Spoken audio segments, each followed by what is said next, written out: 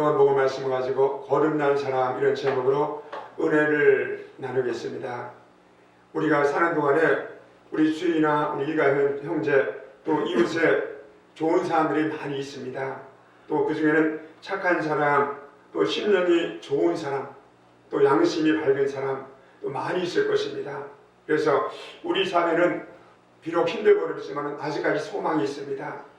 죄악이 가득하고 더러움이 남많은 세상이지만 아직도 좋은 사람이 많기 때문에 살만한 세상인 것입니다. 그러나 우리가 사는 세상에 좋은 사람이 많이 있다고 세상에 평안한 것이 아니고 또 좋은 사람이다 또 믿음의 사람, 영적인 사람은 아닙니다. 바라기는 좋은 사람과 또 믿음의 사람을 잘 분별하시는 여러분 되시기 바랍니다. 우리가 살면서 참 그 사람은 주님을 영접하지 않았지만 참 좋은 사람이야, 진짜 버벅이도 살 사람이야, 이런 사람들이 우리 주변에 참 많습니다. 그러나 그렇게 좋은 사람도 이 믿음의 사람, 영의 사람이 아닌 사람이 많습니다.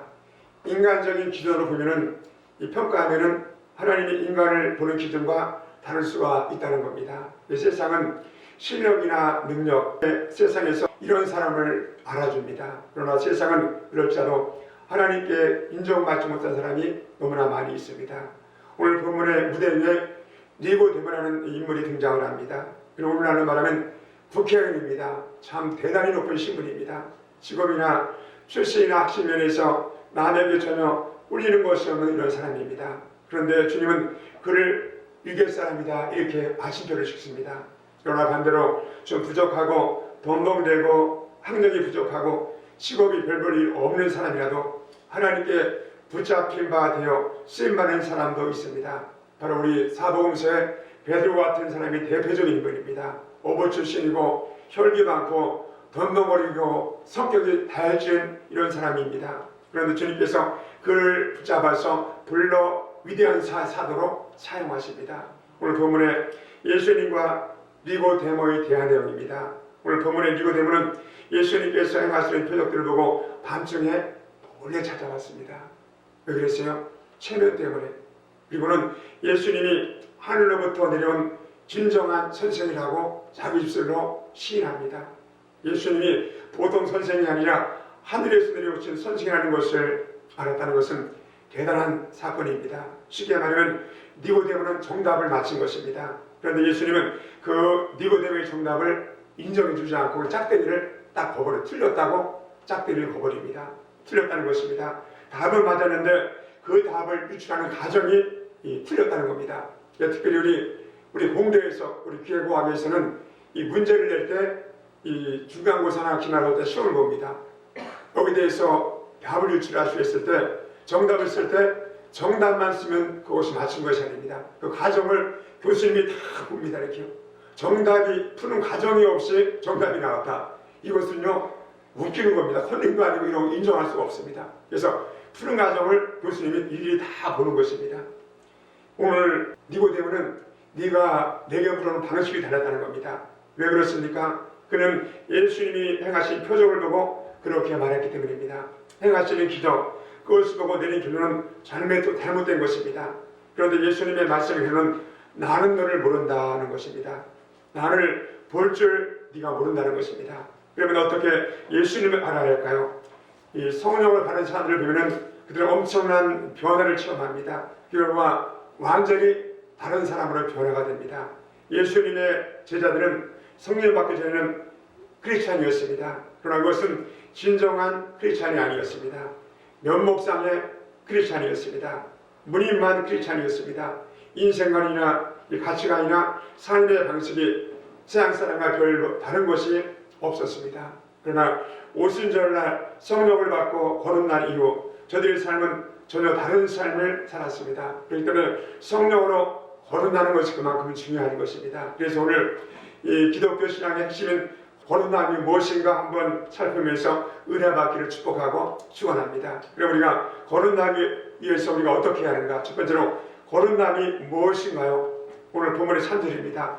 우리 예수께서 대답하여 이르시되 진실로 진실로 내게 이르노니 사람이 거듭나지 아니하면 하나님 나라를 볼 수 없느니라. 사람이 거듭나는 것은 무엇일까요? 사람 누구나 다 어머니 뱃속에서부터 모태에서부터 탄생합니다. 그러나 그것으로 우리 영혼이 살아있다고 할 수가 없습니다. 영혼이 죽은 상태입니다. 그래서 사람은 두 번 태어나야 합니다. 그 방법은 바로 물과 성령으로 다시 태어나야 한다는 겁니다. 사람은 어머니 뱃속에서부터 한 번만 태어나는 것으로 하나님 나라에 들어갈 수가 없고 볼 수도 없다는 것입니다. 그럴 때는 우리 기독교는 두 번 태어나야 합니다. 이 세계적인 부흥사 오순 목사님은 이런 말을 했습니다. 한 사람이 거듭났다거나 구원을 받았다고 말할 때 새로운 영적 생명을 받았다는 것을 의미한다. 이런 얘기를 했습니다. 그래서 거듭난다는 것은 새로운 생명을 받아서 하나님께로 가는 것을 의미한다. 이런 뜻입니다. 우리 요한복음 1장 12절입니다. 영접하는 자 곧 그 이름을 믿는 자들에게는 하나님의 자녀가 되는 권세를 주었으니 이는 혈통으로나 육적으로나 사람의 뜻으로 나지 아니하고 오직 하나님께로부터 난 자들이니라. 무슨 말이냐면 우리 속에 하나님의 씨가 들어왔다는 겁니다. 성령이 우리 가운데 와 있다는 겁니다. 그 하나님의 씨가 무엇이냐면 하나님이 주신 바로 이 생명을 말합니다. 그럴 때는 예수님을 믿는 사람, 영접한 사람은 하나님으로부터 씨를 받아 생명을 받았기 때문에 그 씨는 하나님께로부터 주어졌기 때문에 하나님께로부터 난 자라는 것입니다. 우리는 사는 동안에 우리가 유한한 생선을 살면서 우리 것이 아니고 바로 하나님 것입니다. 저는 직업이 말씀을 증거하는 것이 하나님의 손입니다. 30년 동안 말씀을 증거했으니까 얼마나 많은 캐리어와 얼마나 많은 경륜이 있었겠습니까? 세상에 그 많은 소리가 많이 있는데 그걸 가지고 울고서 이 솥뼈를 가지고 울고먹듯이 얼마나 울고먹게 되겠습니까? 그런데 울고먹지 않습니다. 그래서 몸부림을 막 칩니다. 한 달에 최소한 3번 이상 책을 보려고 몸부림을 치고 막 하나님 앞에 새롭게 변화가 되려고 이 몸부림을 칩니다. 그래서 우리는 왜 그러냐면 그렇게 하지 않으면 우리가 하나님 앞에 바로 가짜 그림자가 되기 때문인 것입니다. 하나님께서 이 높은 하늘 보전에 보내시고 십자가로 걸어가시는 그 길은요 우리 인간의 머리로 이해할 수가 없어요. 먼 훗날 우리가 천국 가서 주님을 배울 때 그때 우리가 얼굴을 벗듯이 가면을 벗듯이 그때 우리가 그 뜻을 알 것입니다. 지금은 희미하게 보지만은 그 주님의 가신 그 길을 우리는 흘려버리는 것이 아니고 늘 겸손한 마음으로 단추를 끼우듯이 하나님 앞에 겸손한 우리가 될 줄 믿습니다. 두 번째로 왜 거듭나야 할까요? 오늘 본문의 5절입니다. 예수께서 대답하여 이르시되 진실로 진실로 내게 이르노니 사람이 물과 성령으로 나지 아니하면 하나님 나라에 들어갈 수가 없느니라. 성도 여러분, 오늘 본문에 거듭나야 하나님 나라에 들어갈 수가 있다는 겁니다. 그렇지 않으면 들어갈 수가 없다는 겁니다. 여러분, 닭이 알로 한번 태어나서는 안 됩니다. 보기도 하고 먹기도 하고 사람 움직이는 닭이 되려면 다시 껍질을 깨고 나와야 합니다. 그렇게 하면 괴란 속에 생명의 씨가 또 있어야 합니다. 그 씨가 없으면 절대로 두 번 태어날 수가 없습니다. 그렇기 때문에 믿지 않는 사람들의 일종의 바로 무정란인 것입니다. 무정란. 그러나 씨가 있으면 두 번 태어납니다. 이 씨가 뭐냐면 성령입니다.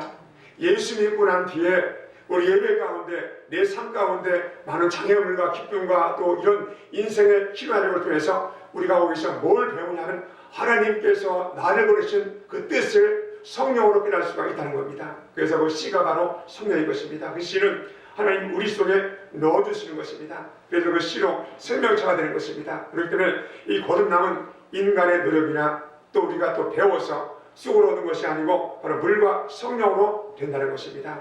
하늘나라는 성령의 나라이기 때문에 성령을 받지 않고는 결국 들어갈 수가 없습니다. 마치 비자를 받지 않고는 이겨 들어갈 수가 없는 것과 똑같습니다.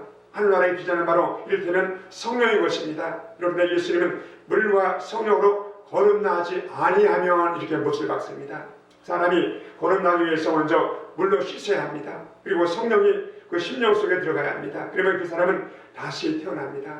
이것은 겉으로 보면 별반 변화가 없는 것처럼 보입니다. 그러나 실제로 엄청난 변화가 있는 것입니다. 또 세 번째로 우리 어떻게 거듭나야 할까요?